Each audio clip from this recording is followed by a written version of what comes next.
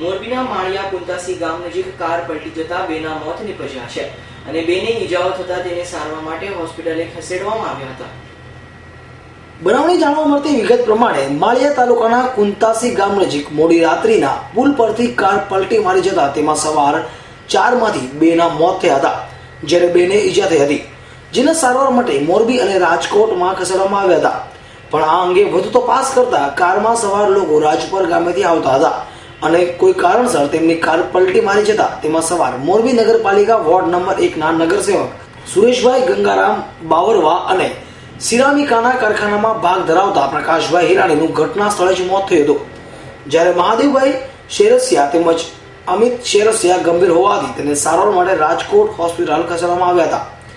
ઘટનાની જાણ થતાં જ પોલીસ દોડી ગઈ હતી અને આ વાતની જાણ થતાં તેના પરિવાર અને મોરબી પંથકમાં જાણવા મળતા તે લોકો શોકમાં ગરકાવ થઈ ગયા હતા. વહેલી સવારે નીકળેલી સ્મશાન યાત્રામાં મોટી સંખ્યામાં લોકો જોડાયા હતા.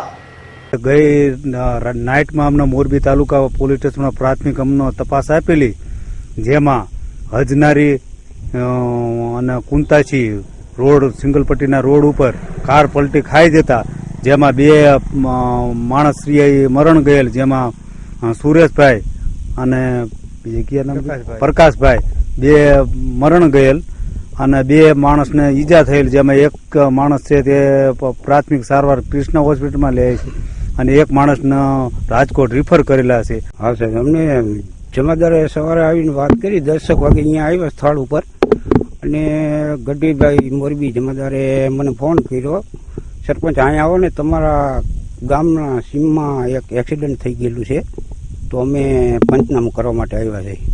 પછી હું અહીંયા આવ્યો ને જમાદાર સાહેબને એની રીતે પંચનામું જે આવતું હોય તે વિધિ પંચનામાની ચાલુ કરી. રવિ મોટવાણી, S9 ન્યૂઝ, મોરબી.